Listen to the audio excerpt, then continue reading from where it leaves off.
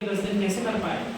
अभ्यास तो पूर्व से ही प्रारंभ करना पड़ता है। अपन को लगता अवश्य कि मैं कमा रहा हूँ, पर ध्रुव सत्य है पूर्व के पुण्य का उदय साथ दे रहा है, इसलिए आपकी कमाई चल रही है। यदि कमाने से ही तरफ में मिलता होता तो ऑटो चलाने वाले, टेम्पो रिक्शा वाले से जाकर पूछो जो तुमसे ज्यादा मेहनत करते, यदि पुण्य उनका होता तो जरा सा हाथ लगाओ तो धन बरसता है, और जब बाप का उदय आता है तो जो कमा कर भी रखा था वो भी चला जाता है। इतना ही कमा के रख लो, बाप का उदय आ गया तो आप उसे बचा नहीं पाओगे। और न्याय नीति से कमाया है, आपको पहले वर्ष ऐसा लग रहा है वाह ठग लिया दुनिया को, 9 वर्ष बाद भी जा सकता है, 11 वर्ष बाद भी सीख सकता है, अधिकतम 16 वर्ष बाद भी जाते हुए दिखाई दे सकता है। आप अन्याय नीति का भी कमा कर रख लो, 16 वर्ष बाद भी जीवों के कंगाली की स्थिति देखने को मिली है, उसी पर है ऐसा नहीं हो रहा। मैं आगम को अनुभव के साथ बोल रहा हूँ, मैंने अनुभव किया है, सबके दिन एक से नहीं होते, मैंने सब कुछ देखा है। मैंने ऐसे लोगों को भी देखा जिनके द्वार पर हाथी झूमा करते थे, उन्हीं के द्वारे पर आज श्वान भी नहीं बैठ रहे। किसके द्वार पर जाती गाय और बैल श्वान की, 2 रोटी दे तो दे किसी को, और जब मालूम है इनके पास तो देने के लिए कुछ नहीं है, हमको क्या देंगे, तो श्वान और गाय भी वहां जाना बंद कर देती है। ऐसे लोगों को भी देखा जिनके पीछे हजारों लोग रहते थे, और आज एक आदमी उनके साथ दिखाई नहीं दे रहा। क्या होता था? पुण्य का काल था तो पूरा नगर उनके पीछे चलता था, जैसा बोलते वही सही है। अब पाप का उदय आया तो एक जीव पीछे दिखाई नहीं दे रहा, दिन बदल जाते हैं। जब तक है तो सब पूज रहे, सब मान रहे उनको, और जब पद चला गया, स्थान चला गया, उसका उनको कोई पूछने वाला बचा ही नहीं। ऐसे लोगों को भी देखा जिनके साथ एक आदमी नहीं था, लेकिन उनके पीछे आज हजारों लोग हैं।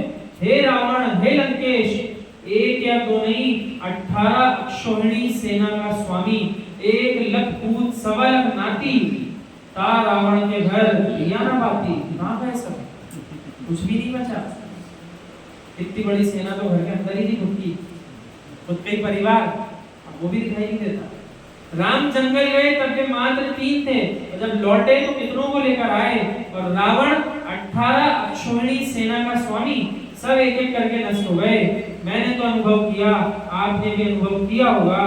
विद्या, शक्ति, बाहुबल, धनबल, तनबल तभी तक देता है साथ जब तक होता है आपके पुण्य का बल। जब तक पुण्य सहयोग कर रहा है तब तक ही शरीर का बल साथ देगा, तब तक ही धन का बल साथ देगा। और जब आपके पुण्य ने साथ देना बंद कर दिया तो कमाया हुआ कोटि द्रव्य भी साथ नहीं दे पाएगा। और जिस बल के पीछे, शारीरिक बल के पीछे आप जगत को डराया करते थे, तो शरीर ने भी साथ देना बंद कर दिया, जीव उठ नहीं पा रहा।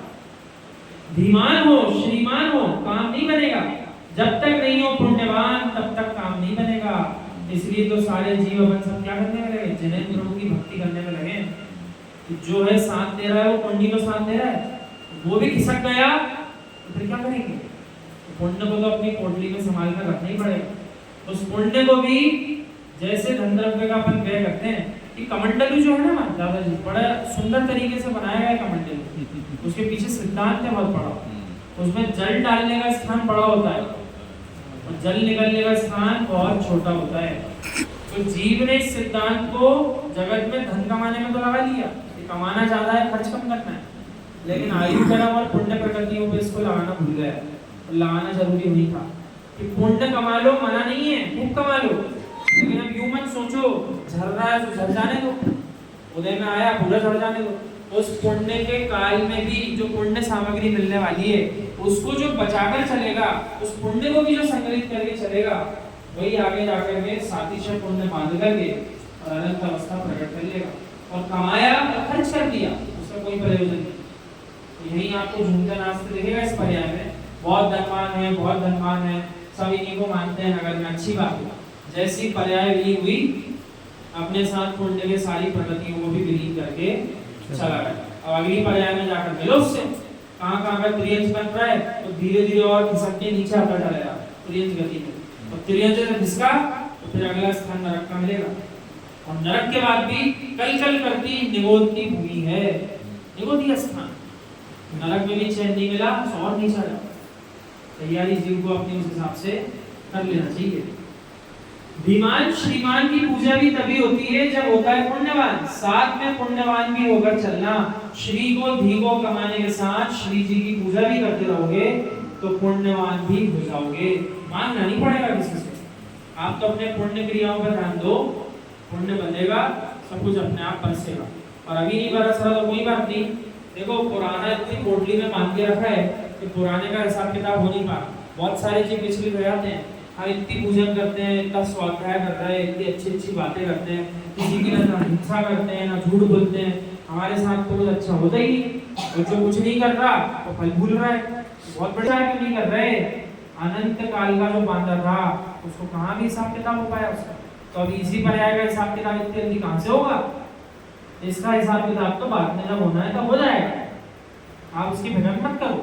पुराना जो बंदा है उसमें टटोलो, कितने अंशों में पुण्य का क्रम चल रहा है और हमारी पर्याय में कितने अंशों में पाप का उदय चल रहा है। यदि पाप का चल रहा है अधिक मेहनत करो, इस पाप के काल को जल्दी निकालना है और जल्दी समाधि करके यहाँ से जाने का भाव भी नहीं बना। जीने की होना इच्छा, मरने की होना वांछा। क्यों? अभी तो इतनी सुंदर संगी पंचेंद्री मनुष्य की पर्याय मिल गई, साक्षात जनवाणी का रसास्वादन करने भी मिल गया, जिनेन्द्र प्रभु की भक्ति भी मिल गई। अब यहाँ से यूं विचार करें जल्दी चले जाए यहाँ से, एक पर्याय कम हो जाएगी। हो सकता है जीव के विचार आए तो भाई मान के चलो मेरी 100 पर्याय बची, ऐसा भ्रम पाल ले, चलो एक कम होगी, जल्दी निकले यहाँ से। आपको क्या था मालूम बची 99 के बीच में क्या क्या खेल होना।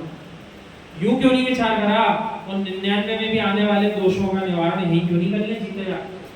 जब सब समझ में आ रहा है तो आगे आने वाले पाप और पुण्य कर्म की प्रगतियां उनका भी क्षय यहीं से करना प्रारंभ